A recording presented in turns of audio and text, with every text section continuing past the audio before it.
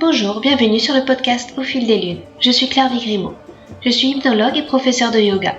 Vous pouvez me retrouver sur le site clairviyoga.com, KLERVIYOGA.com, où je vous présente toutes mes activités. Toutes les semaines, je reçois des invités dans ce podcast qui nous parlent de leurs activités autour du bien-être, que ce soit l'hypnose, le yoga, le reiki, la sylvothérapie et bien d'autres thèmes encore. Alors sans plus attendre, voici l'épisode du jour.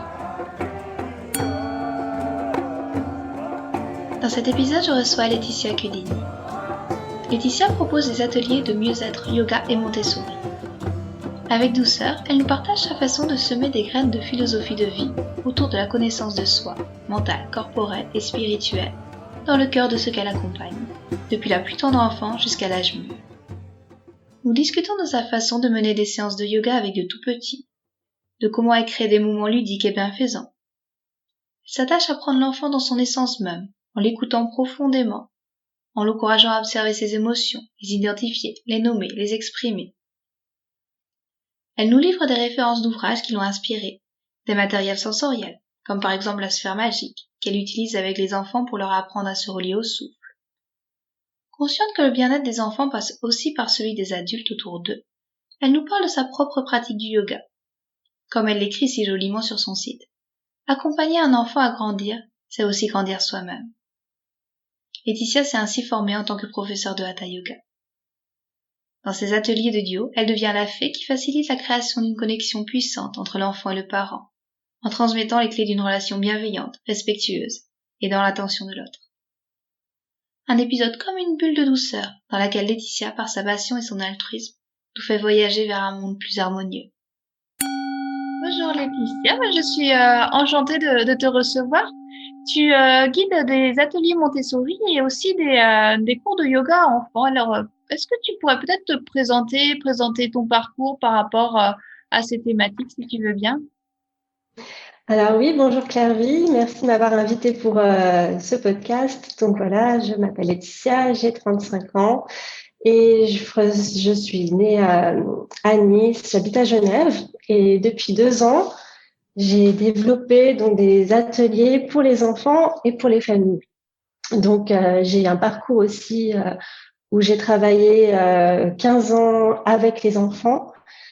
J'ai commencé avec les plus grands et puis petit à petit, du coup, je me suis vraiment spécialisée dans la petite enfance.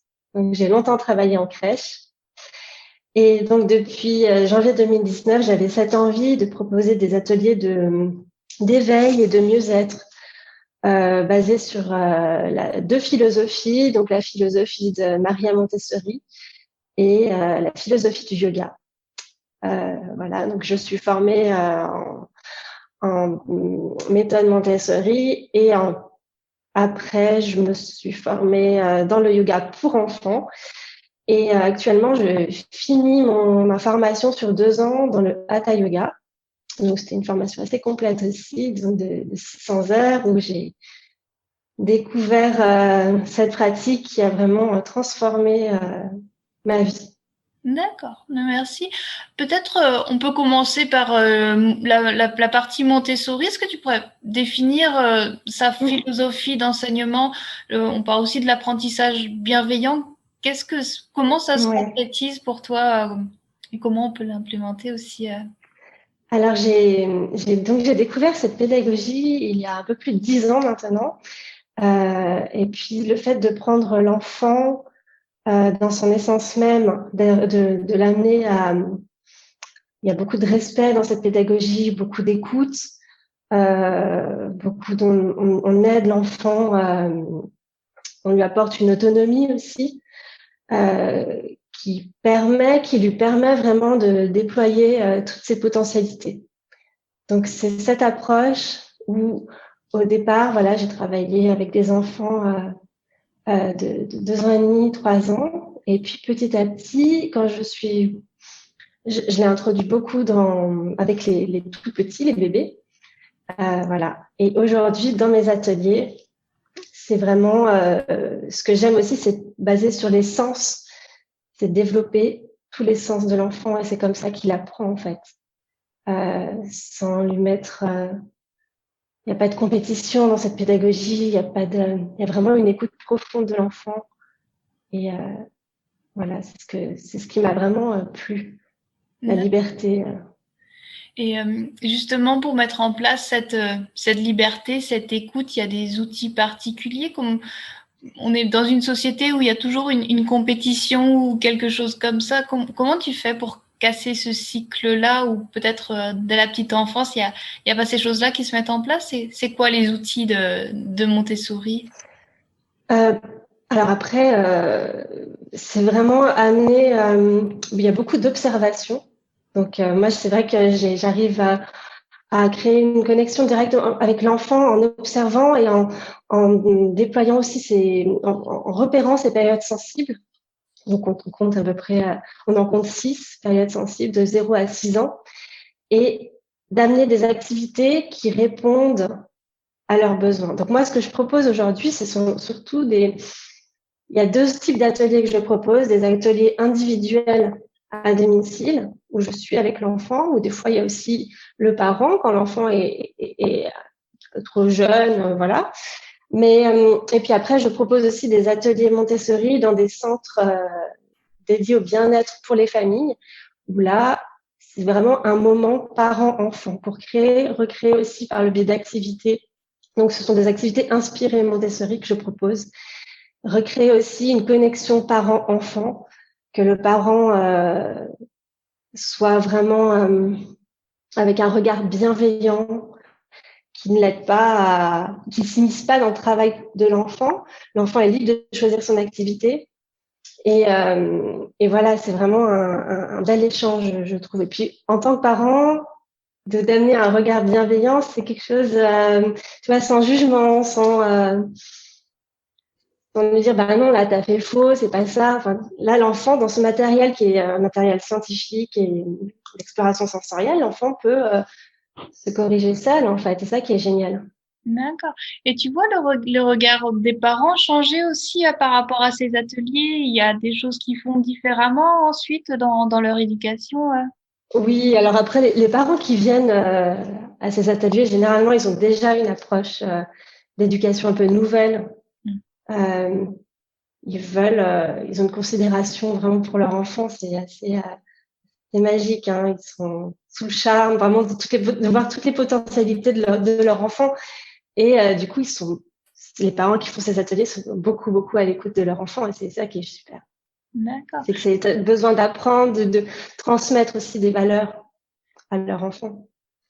Et on voit aussi tout ce courant se développer. Tu penses que ça prendra encore plus d'ampleur à l'avenir, ou c'est quelque chose qui est en Ben, train de bouger? Qu'est-ce que c'est ton avis sur ouais, ben, ça? j'espère, j'espère que oui, il y a de très belles choses qui sont en train de se faire. Alors, il n'y a pas que la pédagogie Montessori non plus. Moi, je travaille avec, parce que c'est une pédagogie que j'ai découvert, que j'ai adoré, mais il y a d'autres, les écoles Steiner, il y a les Freinet, enfin, il y a plein d'autres pédagogues, des pédagogues, de penseurs qui ont fait évoluer les choses. Mais c'est vrai que là, on arrive dans une société. Alors, j'espère, oui, que ça va continuer comme ça. Il y a une belle chose qui se crée tout autour de cette éducation bienveillante.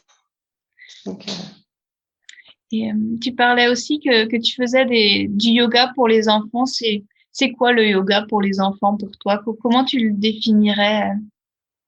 alors, c'est avant tout du jeu. Donc, ce que j'aime faire dans mes cours, donc, c'est de proposer de suivre un petit peu ce qu'on voit chez les adultes, donc faire ce côté où on se pose, d'écouter un petit peu. Je les invite toujours, les enfants, à écouter. En début, on se dit bonjour. Il y a des rituels aussi, de début et de fin. On se dit bonjour. Et puis après, pendant que chaque enfant fait le bol tibétain, je les invite à s'intérioriser en leur demandant d'écouter ces petits bonhommes qu'ils ont à l'intérieur d'eux pour savoir comment ils se sentent aujourd'hui. Donc après, il y a tout un moment d'échange, de partage sur l'émotion du jour. Donc c'est vrai que j'adore travailler avec les émotions aussi. Donc c'est cet échange en début, puis après j'amène un éveil du corps, juste une conscience du corps, des mouvements, puis avec les tout petits, parce que je fais du yoga avec les tout petits aussi. Donc on travaille sur le schéma corporel. Et puis après, j'ai introduit par du matériel très, très ludique, des petites cartes, les animaux, des choses comme ça. On fait des asanas, les postures. Puis, il y a toujours un petit moment un peu plus dynamique où ça va se transformer en... J'adapte avec des petits jeux, 1, 2, 3 postures ou le jeu de la statue. Voilà, les enfants, ils ont ce moment très dynamique où ils bougent, ils dansent, ils sautent. Voilà. Puis après, il y a ce petit retour au calme avec un petit moment sur le tapis, relaxation, méditation, où toujours j'utilise un matériel sensoriel. Et puis, il y a cette partie de prise de conscience du souffle. Aussi, toujours, c'est du matériel, ça peut être avec des plumes, avec cette sphère, tu sais, qui monte, qui s'ouvre et qui se ferme. Prendre conscience du souffle. Et là aussi, tu vois les bienfaits peut-être rapidement au cours de la séance sur les enfants ou à long terme? Est-ce que tu peux... Oui, c'est plus sur le long terme. Sur le long terme. Mais là, j'ai des petites filles, par exemple, ça fait 2 ans qu'elles font du yoga et j'ai vu l'évolution. Elles vont tenir sur l'arbre alors qu'elles ont 4 ans et demi, 5 ans, tu vois, c'est assez... on a fait la dernière fois la méditation du raisin. Tu vois ce que c'est avec l'observation? C'est une méditation bouddhiste, je crois, où tu mets un petit raisin et puis tu observes la texture, la couleur, la forme, puis juste à manger ce raisin. Mais elles ont fait, pendant ça dure 5 minutes à peu près de méditation, elles ont tenu, puis il y a une relation qui se crée toujours entre le prof et les enfants. Il y a une belle relation de confiance. Et voilà, c'est ce que j'aime partager aujourd'hui. Et tu disais que tu faisais pour les tout petits, c'est à partir de quel âge que tu commences le yoga pour les enfants? Alors, j'ai fait vraiment avec vers 12 mois. Après, c'est vrai que moi, c'était dans des crèches, quand j'étais invitée à présenter le yoga dans des crèches. Voilà, on peut commencer à partir de 12 mois. Mais moi, je préfère vers 2 ans et demi, 3 ans. D'accord. Où l'enfant, parce que après, c'est très intéressant aussi, puisqu'on rentre vraiment dans le sensoriel. Mais transmettre des choses, des éléments du yoga, des techniques du yoga, c'est plus dès 3 ans. D'accord. C'est chouette. Ça. C'est jeune déjà, mais oui, c'est très bien. Ouais. Et ça va jusqu'à quel âge le yoga pour les enfants dans cette forme-là, tu dirais? Alors moi, je travaille vraiment avec les enfants de 2 ans et demi jusqu'à 6-7 ans. D'accord. Voilà, ça c'est vraiment... Après, là où je travaille aussi dans le centre de bien-être, on propose des ateliers de yoga même pour les adolescents, ils adorent. Donc, mais vraiment, moi, ma spécialisation, c'est vraiment les tout petits. D'accord. Et sur ton compte Instagram, tu présentes régulièrement aussi des ouvrages vraiment très beaux et très intéressants sur le yoga pour les enfants. Tu parlais du travail sur les émotions, justement. Tu aurais des petits conseils peut-être à nous donner sur des personnes qui auraient envie de se mettre, de proposer des cours de yoga pour enfants? Des cours de yoga pour enfants. Alors, moi, j'adore le livre de Mark Singleton, qui est très bien fait. Voilà, puis il a aussi, il fait partie aussi, Mark Singleton, du Hatha Yoga Project à l'université à Londres. Donc voilà, c'est un grand spécialiste du yoga. Son livre est très bien fait. Après, pour tout ce qui est éducation un peu intégrale, le livre que j'aime beaucoup, qui m'a aidé dans mes recherches, et c'est une personne qui m'a formée aussi dans le yoga adulte. Il s'appelle Fabrice Dini et son livre c'est Grandir en s'épanouissant. Donc c'est vraiment, il y a beaucoup, c'est vraiment sur l'éducation intégrale. Donc c'est très intéressant en tant que parent. Puis là, je suis en train de lire un livre qui me plaît vraiment. Attends, je vais le prendre. 24 heures dans le cerveau de votre enfant, d'Erwan Devez, je sais pas trop comment on dit, mais très très bien aussi. Okay. Donc moi je lis énormément et voilà. Après j'aime bien m'inspirer de plein de choses. Pour tout ce qui est neurosciences affectives, c'est Catherine Guegan. Enfin voilà, ça aussi c'est quand même bien de savoir comment fonctionne le cerveau d'un enfant quand on donne des cours Et à ce propos, tu disais que peut-être par exemple sur les émotions, lorsque tu demandes à un enfant comment il se sent, il arrive tout de suite à mettre des mots sur ça ou c'est toi qui vas l'aider à lui faire prendre conscience? Alors, ça dépend des enfants. Après, j'utilise toujours un matériel. Par exemple, j'ai des petites poupées gigognes avec différentes émotions. Donc, je les place. Et puis après, je les présente. Et puis après, je leur demande. Et puis, aujourd'hui, on a de la chance en crèche. C'est vraiment, on travaille beaucoup sur les émotions. Donc, quand je fais mes interventions aussi, donc en crèche, les enfants, ils connaissent déjà bien les 6 émotions de base. Et puis après, il y a des enfants qui n'ont pas envie d'échanger, donc je leur propose de revenir plus tard, ou si c'est une autre fois, c'est une autre fois. Je laisse vraiment l'enfant libre de. C'est vraiment un moment cocooning pour lui, donc du coup, voilà, Mm. pas de Et, pression. d'accord. Tu disais que donc tu interviens aussi en crèche, que tu fais des ateliers avec les parents. Euh, Quel serait le rôle des parents ou de l'équipe éducative pour ces enfants, pour amener leur bien-être, pour progresser dans cet apprentissage bienveillant? Tu aurais peut-être des conseils à nous parents ou à nous éducateurs? Eh bien, voilà, comme je disais, déjà, il y a eu une belle évolution. Donc sur ça, c'est très rare. Moi, ça fait 15 ans donc je travaille avec les enfants. Ça fait à peu près 5 ans qu'on travaille avec les émotions. Et ça, il y a un niveau, il y a de très beaux projets pédagogiques autour de ça. Après, voilà, sur le terrain, ça reste quand même, il y a toujours les petites complications du terrain. Mais je trouve que voilà, tout ce qui est prendre du recul. Et puis peut-être ce que j'invite aussi et ce que je propose dans pas ma formation, mais dans mes services, pardon, c'est aussi, je propose des séances de Hatha Yoga pour les parents. Alors j'aimerais aussi introduire ça dans les institutions de la petite enfance pour les équipes pédagogiques parce que le yoga, c'est quand même hyper important de prendre du temps pour soi. Donc, je propose ça pour les parents parce que pour moi, un parent heureux égale un enfant heureux, voilà. Donc, c'est vrai que si l'adulte prend soin de lui et lui-même à l'écoute de ses émotions, c'est quand même un super travail, quoi, Et déjà. c'est quoi qui t'a mené, toi, vers le yoga? Tu pratiques personnellement? Tu disais que tu suivais une formation. C'est venu naturellement après t'être intéressé à l'éducation bienveillante?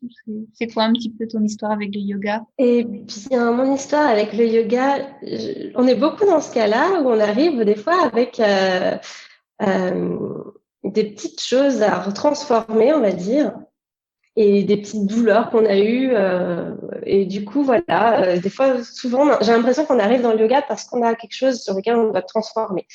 Et donc, moi, c'est arrivé à peu près, c'était il y a 6 ans maintenant que je pratique le yoga. Donc, je suis partie sur le yoga au début qui était assez physique, le vinyasa, parce que ça me faisait du bien au niveau du mental. Et puis après, j'ai découvert petit à petit cette philosophie du yoga. Et aujourd'hui, je pratique beaucoup le hatha yoga. Mais après, ça change d'un jour à l'autre. Il y a des matins, ce matin, j'avais besoin de faire un yoga un peu plus lent, plus doux. Donc j'ai fait un peu de yin yoga, puis des fois j'ai besoin de faire un peu de kundalini. Enfin, c'est très très varié. Puis c'est vraiment s'écouter de Ouais. ce qu'on a besoin dans l'instant T, quoi. Et tu en ressens aussi les bienfaits sur ta façon d'être par rapport au monde. Pendant Ah, ces 6 années, tu as évolué personnellement. oui, oui, oui, ça m'a amené beaucoup de. Déjà, ça m'a permis aussi de changer certaines normes en fait. Euh, qui, dans une éducation traditionnelle, tu vois, on est élevé un peu dans un espèce de moule des fois, et de sortir de ce moule, d'être plus éveillé, d'avoir plus d'empathie, d'avoir.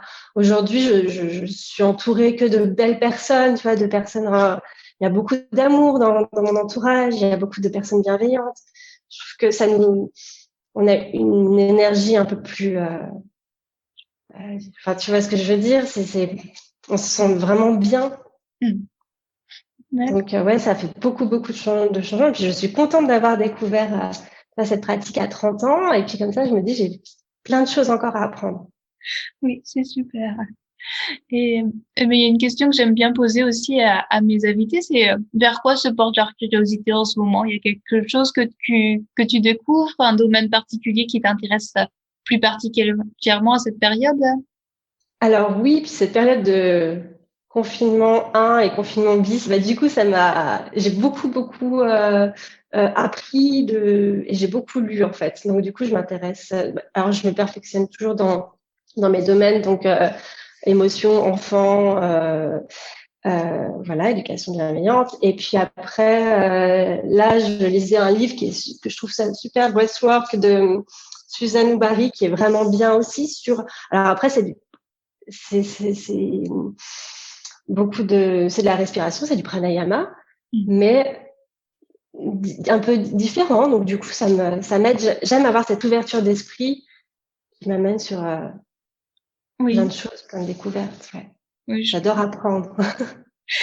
oui, je trouve ça très intéressant. Puis c'est vrai que la respiration, ça peut être du pranayama ou ça peut être aussi vu de façon plus occidentale, on va dire. Et on a beaucoup de choses à apprendre, peu importe la perspective. Donc, merci pour ce partage. Ouais, ouais, ouais. Et puis après, tout ce qui est cohérence cardiaque aussi, qu'on peut utiliser avec Mm. les enfants. Enfin, c'est plein d'outils. Il y a plein d'outils magiques en fait à transmettre.